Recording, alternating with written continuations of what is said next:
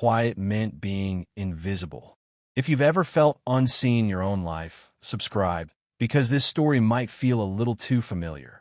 I wasn't the loud one, not the funny one, not the one people turned to when things got hard. I was just there. At school, I sat in the same seat every day. Same corner, same posture, same silence. People passed by me like I was part of the furniture, like I'd always been there and always would be. And maybe that was the problem. When you're always available, people stop noticing you exist. At home, it wasn't much different.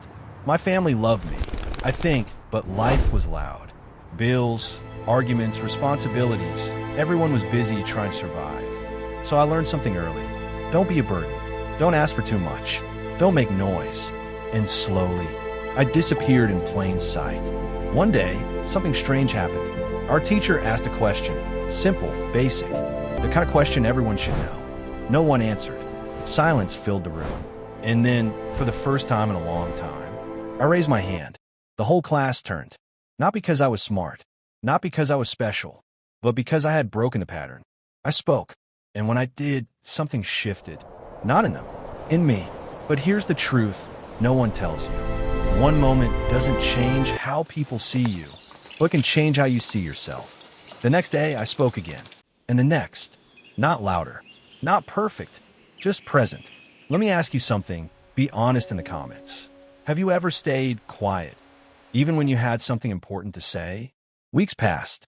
People still didn't suddenly become my friends. I didn't become popular overnight, but something deeper was happening. I stopped waiting to be noticed. I started showing up for myself. Then came the day everything changed. A group project, the kind where everyone looks around, hoping someone else will take control. Silence again. That same heavy silence I had lived in for years. And without thinking, I spoke. I'll do it. It wasn't confidence. It wasn't courage. It was just a decision. And that's when I learned the most powerful lesson of my life. People don't ignore you because you're invisible. They ignore you because you've accepted being unseen. The project wasn't perfect. We made mistakes. We struggled. But for the first time, people listened when I spoke. Not because I changed overnight, but because I stopped hiding. If you believe it's never too late to become who you were meant to be, give this video a like. Years later, I realized something even deeper. Being quiet was never the problem. Silence isn't weakness, but silence without self-worth. That's where people lose themselves. Now, when I walk into a room, I still don't try to be the loudest. I don't try to impress. I don't try to be someone else. I just exist fully, and that alone makes people notice. Here's the life lesson most people learn too late. You don't need permission to be seen. You don't need validation to have value. You don't need to be loud to be powerful. You just need to stop shrinking yourself to fit into spaces that never deserved you. And maybe, just maybe, the world isn't ignoring you. Maybe it's waiting for you to show up.